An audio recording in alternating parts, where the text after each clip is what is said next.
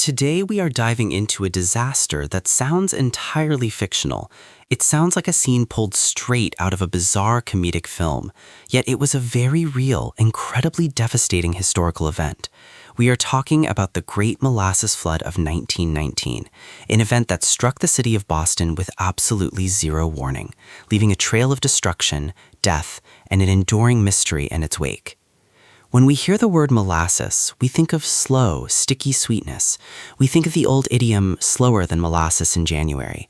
But on January 15, 1919, molasses proved that under the right conditions, it could be a swift, brutal, and unstoppable force of nature that could tear down buildings and crush steel like an empty soda can. We are going to explore every single detail of this unprecedented disaster, from the corporate greed that built the bomb to the tragic day it exploded and the monumental legal battle that followed. That is the profound paradox of this entire tragedy. The sheer absurdity of the weapon, if you can call it that, masks the profound horror of the event. Imagine a wave, not of water, but of thick, suffocating syrup, 25 feet high, 160 feet wide, barreling down a busy city street at 35 miles per hour. It defies our basic understanding of physics and reality. To truly grasp how this bizarre catastrophe came to pass, we have to unravel a complex web of corporate greed, wartime desperation, horrific engineering negligence, and the tragic vulnerability of an immigrant neighborhood that was essentially treated as an industrial dumping ground. This is a story about how a seemingly harmless baking ingredient became an absolute weapon of mass destruction, catching an entire city off guard and changing the landscape of American legal and engineering history forever. We are going to break down the timeline minute by agonizing minute to show you exactly how this happened. Exactly. And the most chilling part of this story is that it was entirely preventable. This was not an act of God. This was a man-made catastrophe born out of sheer negligence and an obsessive rush for profits. As we unravel the layers of this story, you will see how every single warning sign was ignored, how the very people tasked with ensuring safety turned a blind eye, and how the victims were left to pay the ultimate price. We will examine the bizarre physics of the flood, the desperate heroics of the rescue workers who found themselves fighting against a substance that acted like quicksand, and the grueling trial that finally held a powerful corporation accountable. This is a story of incredible tragedy, but also a story of resilience and the birth of modern safety regulations. So let us set the scene and travel back to the bustling industrial heart of Boston in the early 20th century. Let us roll back the clock to the years leading up to 1919. The world was embroiled in the Great War, a conflict that consumed resources on a scale never before seen in human history. Most people today associate molasses with baking, perhaps gingerbread cookies or baked beans. But in the 1910s, molasses was a vital strategic resource. It was the primary ingredient used to distill industrial alcohol, which was then used in the manufacturing of munitions. Specifically, it was used to create smokeless powder, a critical explosive for artillery shells. The war effort demanded millions of gallons of industrial alcohol, making molasses a highly lucrative commodity. The United States Industrial Alcohol Company, known as USIA, saw a massive financial opportunity and aggressively expanded their operations to meet this wartime demand, securing lucrative government contracts. The demand was absolutely astronomical. And to meet this insatiable demand, USIA established a subsidiary called the Purity Distilling Company. Their objective was to import massive quantities of molasses from the Caribbean, specifically Cuba and Puerto Rico, and store it in Boston before transferring it to their distilling plant in Cambridge. They needed a massive storage facility, and they needed it built incredibly fast. The location they chose was the densely populated, predominantly Italian immigrant neighborhood of the North End. This location was strategic for the company because it was right on the waterfront, allowing ships to easily offload their cargo, and it was close to the rail lines for transport to Cambridge. However, placing a massive industrial storage tank in the middle of a residential area was a recipe for disaster, especially given the rushed and careless manner in which it was constructed. The man put in charge of constructing this massive tank was Arthur Gell. This is where the story takes a sharp turn toward criminal negligence. Arthur Gell was a finance man. He was a treasurer. He had absolutely no engineering background, no architectural training, and no experience in constructing industrial storage tanks. Yet USIA put him in charge of overseeing the construction of a tank that was to hold over 2 million gallons of heavy, viscous fluid. Gel was focused on one thing and one thing only: saving the company money and getting the tank operational as quickly as possible. He bypassed basic safety protocols. He did not consult with structural engineers. He simply ordered the steel and had it assembled. The steel itself was a massive problem. Modern metallurgical analysis later revealed that the steel was far too thin to hold the weight of the molasses. Furthermore, the steel was brittle, lacking the necessary manganese to give it flexibility. It was a ticking time bomb from the very moment it was erected. Gel's negligence did not stop at using substandard materials. When you build a large storage tank, standard engineering practice dictates that you test it for leaks and structural integrity before filling it with the actual product. Usually, this is done by filling the tank completely with water, which is lighter than molasses, but still provides a baseline test for the seams and rivets. Gel refused to pay for the water. He only filled the tank with a few inches of water, completely failing to test the upper levels of the tank. When the tank was finally filled with molasses, it began to leak immediately. The seams groaned and wept. Molasses actually dripped down the sides of the massive 50-foot-tall tank. The local children of the North End used to bring cups and sticks to scrape the sweet syrup off the sides of the tank. It was a well-known secret in the neighborhood that the tank was fundamentally flawed. The leaking was so severe that instead of emptying the tank and reinforcing the seams, Arthur Gel came up with a truly diabolical solution. He ordered the tank to be painted brown. By painting the tank the same color as the molasses, the leaks would be camouflaged, out of sight and out of mind. This decision perfectly encapsulates the sheer arrogance and disregard for human life displayed by the company. They knew the tank was failing, yet their priority was optics, not safety. Every time a new shipment of molasses arrived, the tank would groan loudly, a terrifying metallic sound that echoed through the North End. Residents complained. Employees of the paving company next door complained. But their concerns were entirely ignored. The company viewed the immigrant population of the North End as powerless and easily dismissed. Fast forward to the winter of 1918, and the war finally ends. You would think the demand for molasses would plummet, but another massive historical event was looming on the horizon. The 18th Amendment, Prohibition, had been ratified and was set to effect. USIA pivoted their strategy. They realized that if they could not sell industrial alcohol for munitions, they could distill the molasses into rum and sell it before the Prohibition ban officially began. So instead of slowing down, they ramped up production.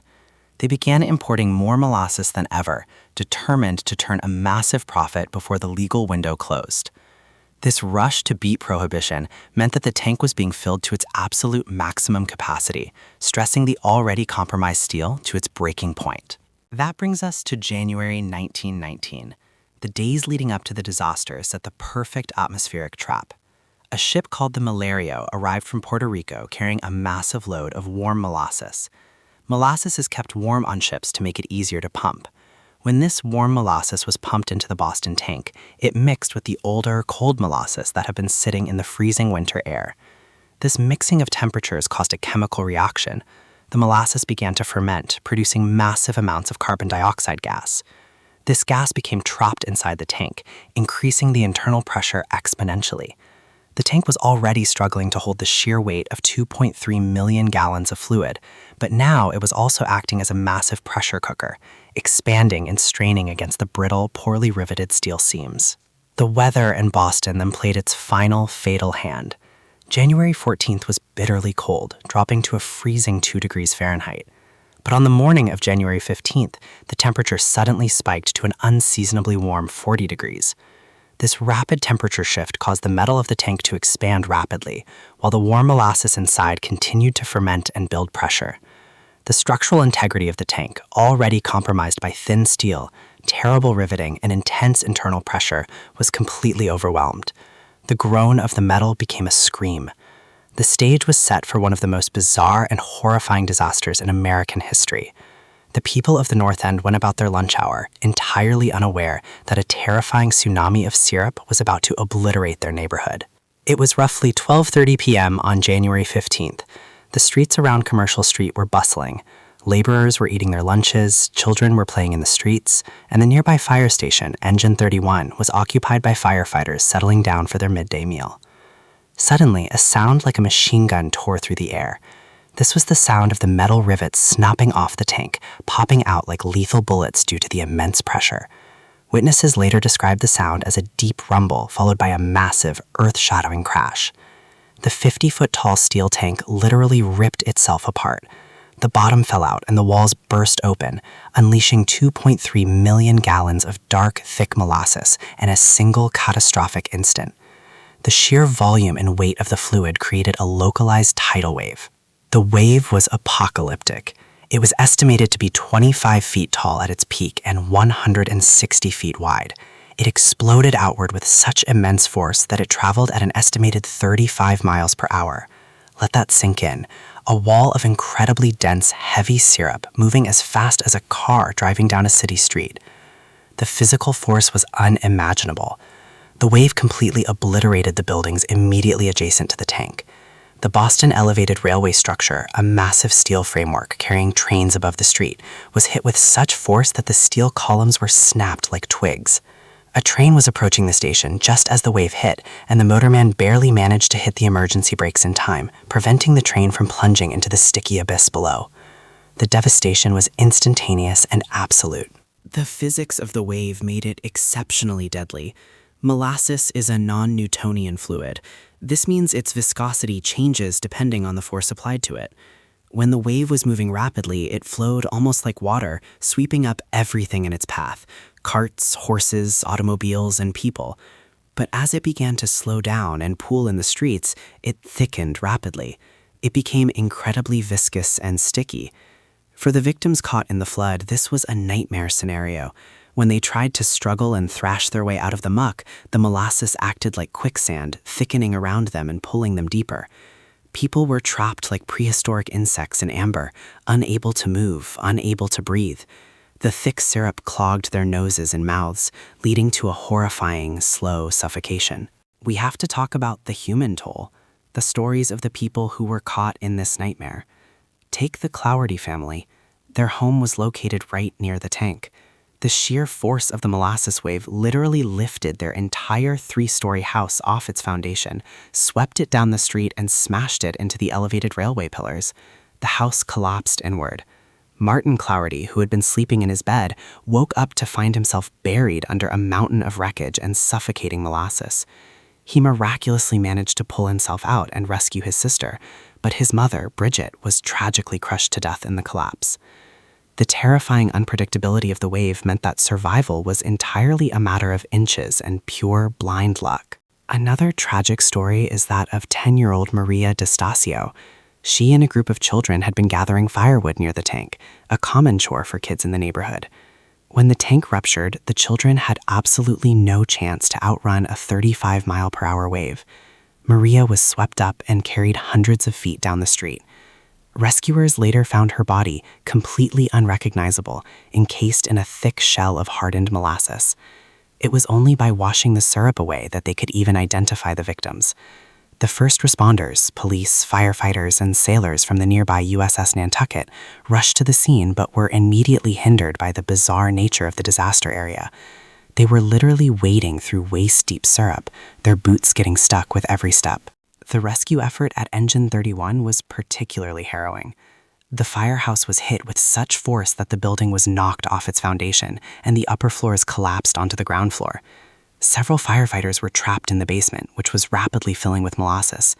Men were pinned under the floorboards, trying desperately to keep their heads above the rising tide of sticky syrup. Rescuers worked frantically for hours, using axes and saws to cut through the debris. They managed to pull several men out alive, but firefighter George Starr, who was pinned under heavy timbers, tragically drowned in the molasses before they could free him. The rescue workers themselves were exhausted, coated in the freezing, sticky substance, slipping and sliding over the debris as they worked into the night. And let us not forget the animals. The North End was heavily populated with draft horses used for pulling delivery wagons. Dozens of horses were caught in the flood. The poor animals, unable to free themselves from the incredibly thick muck, panicked and thrashed, only exhausting themselves and sinking deeper. The sounds of their frantic neighing added a horrific soundtrack to the chaos. Police officers, realizing the horses could not be saved and were suffering terribly, had to make the grim decision to euthanize them by shooting them where they were trapped. The entire neighborhood was transformed into a surreal, nightmarish landscape of brown sludge, shattered buildings, and overwhelming devastation. The air was incredibly thick with the overwhelmingly sweet, sickly smell of molasses. The sheer scale of the cleanup operation was daunting. Ordinary water simply did not work. When they tried to use fire hoses with fresh water, the molasses simply resisted it, smearing and creating a more slippery mess. They quickly discovered that salt water was required to break down the sugars. The city had to bring in fireboats from the harbor to pump massive amounts of ocean water onto the streets. It took weeks of nonstop spraying and scrubbing to clear the immediate roads. They used sand to absorb the leftover residue. The molasses tracked everywhere. It stuck to the boots of rescue workers and residents, who then unknowingly carried it across the city, onto trains and into homes. For decades after the event, residents of Boston claimed that on exceptionally hot summer days, you could still smell the sweet, cloying scent of molasses radiating from the cobblestones of the North End. After 3 exhaustive years, Hugh Ogden finally delivered his report. It was a massive victory for the victims. Ogden completely dismissed the anarchist bomb theory as a complete fabrication designed to evade liability. He ruled that USIA was entirely at fault for the disaster due to gross negligence in the construction and maintenance of the tank. He ordered the company to pay damages to the families of the victims and those whose property had been destroyed. The total settlement amounted to roughly $600,000, which was a staggering sum of money in the 1920s. It was one of the very first times in American legal history that a major corporation was held financially accountable for a disaster of this magnitude. The legacy of the Great Molasses Flood extends far beyond the settlement money. This disaster completely changed the way structures were built in the United States. Before 1919, there were very few regulations governing the construction of industrial facilities. You could essentially build whatever you wanted, however you wanted, without any oversight. The Boston tragedy proved that unregulated construction in populated areas was a massive threat to public safety. Following the trial, the city of Boston and eventually the entire country completely overhauled their building codes. New laws were passed requiring that all architectural and engineering plans must be signed off by a licensed, certified structural engineer before construction could begin. That is exactly right. Every time you walk past a construction site today and see city inspectors checking the foundational work, examining the steel quality, and ensuring the architectural plans are strictly followed, you are seeing the direct legacy of the Great Molasses Flood. The 21 people who lost their lives in the North End essentially bought those safety regulations with their blood. The tragedy forced the government to acknowledge that public safety must always supersede corporate profits. It established the absolute necessity of rigorous engineering standards, building inspections, and corporate accountability. The flood may sound like a dark comedy punchline, but its impact on modern engineering and law is profoundly serious and enduring. It is a stark reminder of the incredible power of industrial materials and the catastrophic consequences of arrogance. The site of the disaster today is a public park, complete with a small plaque that quietly commemorates the event. Most people walking their dogs or playing baseball on the field have absolutely no idea that a century ago, the very ground they are standing on was completely obliterated by a 25-foot wave of boiling, fermenting molasses. The physical scars of the disaster have been completely washed away by time and salt water, but the historical and legal precedents it set are firmly baked into the foundation of our modern society. It is a story that demands to be remembered, not just for its bizarre nature, but for the crucial lessons it taught us about safety and responsibility. And that brings us to the end of our deep dive into the Great Molasses Flood of 1919. It is a story that challenges our perception of what a disaster can be, turning a sweet household staple into a devastating instrument of destruction. We have explored the gross negligence of Arthur Gell, the terrifying physics of a non-Newtonian fluid wave, the heartbreaking stories of the victims in the North End, and the monumental legal battle that finally brought a powerful corporation to its knees. The legacy of this event lives on in every building code and safety inspection that protects us today. Absolutely. It is a powerful narrative about how greed can blind us to obvious dangers, and how an entire community can band together to demand justice in the face of overwhelming corporate power. The Great Molasses Flood will forever remain one of the most unique, horrifying, and ultimately impactful events in American history. Thank you for joining us on this incredible journey through time as we unpacked the sticky, tragic truth behind this unbelievable disaster. We hope you found this exploration as fascinating and educational as we did. History is full of these bizarre, forgotten corners that hold incredibly valuable lessons for our modern world. If you enjoyed this highly detailed dive into the unexpected and the catastrophic, please make sure to subscribe to our channel for more untold stories and historical deep dives. We will continue to bring you the facts, the context, and the incredible human stories behind the events that shaped our world. Until next time, keep questioning the past, keep exploring the forgotten details, and always remember that sometimes truth is far stranger and far more terrifying than any fiction we could possibly invent. Stay curious, and we will see you in the next episode. The sheer physics of the disaster were baffling. When that tank ruptured, it unleashed over 2 million gallons of molasses in an instant. This was not the slow-pouring syrup you see on a cold winter morning. This was a colossal, churning wall of heavy, dense liquid. It was a 25-foot-high tsunami of dark brown sludge, traveling at an estimated 35 miles per hour. The force of it was so catastrophic that it completely sheared the elevated railway tracks right off their foundations. People were caught completely off guard. Buildings were swept off their foundations and crushed like fragile wooden matchboxes. The north end of Boston was a bustling, densely populated immigrant neighborhood, and in seconds, its streets were entirely submerged. Rescue efforts began almost immediately, but they were hindered by the terrifying nature of the substance itself. As the molasses settled, it began to cool in the chilly January air, and as it cooled, it thickened. It became a sticky, suffocating quicksand. First responders, including police officers, firefighters, and sailors from the nearby USS Nantucket, rushed to the scene. But wading into the wreckage was a nightmare. They found themselves sinking waist-deep into the muck, unable to lift their legs out of the hardening syrup. Rescuers had to lay down wooden boards and doors just to walk across the surface without being sucked down. Even horses that had been pulling delivery wagons were trapped. The harder they struggled, the deeper they sank into the viscous quagmire. Many of the victims did not drown in the initial wave. They survived the impact but were trapped under the collapsed buildings. As the thick molasses seeped into the wreckage, it filled the air pockets. People were essentially glued to the debris, unable to breathe. It is a genuinely horrific thought. 21 people lost their lives, and roughly 150 were severely injured. Some of the victims were swept directly into the Boston Harbor, making their recovery incredibly difficult and tragic. The cleanup alone was a monumental undertaking that seemed practically impossible at first. How do you remove millions of gallons of sticky syrup from cobblestone streets, shattered houses, and public infrastructure? Traditional water hoses were completely ineffective against the hardened sugar. They eventually discovered that salt water from fireboats could cut through the thick mess better than fresh water. They spent weeks just spraying the streets down, washing the molasses into the harbor. The water in the bay reportedly remained brown until the summer, and the smell was inescapable. For decades afterward, Bostonians claimed that on a hot summer day, you could still smell the sweet, cloying scent of molasses lingering in the north end. It was a permanent sensory reminder of the absolute devastation. But as the physical cleanup slowly concluded, the legal battle was only just beginning.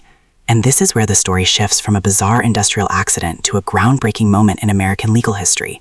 The survivors and the families of the victims wanted justice. They filed a massive class action lawsuit against the United States Industrial Alcohol Company, the corporate owner of the tank.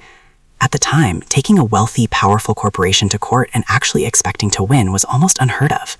The company immediately tried to dodge responsibility. Their primary defense was outrageous. They claimed the tank had not failed due to poor construction or negligence. Instead, they argued that Italian anarchists had intentionally blown up the tank with dynamite. It was the perfect scapegoat for the era. The country was in the midst of the first Red Scare, and fears of anarchist bombings were running extremely high. The company brought in supposed experts to testify that the rupture pattern proved an explosive device had been used. But the victims had incredible legal representation, and the court appointed an auditor named Hugh Ogden to hear the evidence. Over the course of 3 years, Ogden listened to testimony from over 3,000 witnesses. It was an absolutely massive legal undertaking. The investigation revealed the shocking truth about how the tank was built. It was rushed into production to meet the high demand for industrial alcohol during World War I. The company had entirely bypassed standard safety regulations and basic engineering principles. The steel used for the tank was too thin to hold the weight of 2 million gallons of heavy molasses. Even worse, the company never bothered to fill the tank with water first to test for leaks. They just started dumping molasses directly into it, and the warning signs were there from the very beginning. The tank leaked constantly. It leaked so badly that neighborhood children would bring cups to collect the sweet syrup dripping from the seams. the structural integrity was visibly compromised. Instead of reinforcing the steel or repairing the dangerous leaks, the management came up with a terrible solution. They simply painted the enormous tank brown so that the leaking molasses would blend in and nobody would notice the structural failures. It was a shocking display of corporate greed and negligence. On the day of the disaster, the temperature in Boston had suddenly risen from freezing to unusually warm. This rapid temperature shift caused the gas inside the molasses to expand. The poorly constructed, completely unreinforced steel tank simply could not handle the immense internal pressure. The rivets violently popped off like machine gun fire, and the entire structure spectacularly tore itself apart, unleashing the deadly wave upon the unsuspecting citizens. Auditor Hugh Ogden eventually delivered his final report, and his conclusion was absolutely historic. He completely rejected the ridiculous anarchist bombing theory. He ruled that the United States Industrial Alcohol Company was entirely at fault due to their gross negligence in construction. The company was ordered to pay roughly $300,000 in damages, which is equivalent to several $1,000,000 today.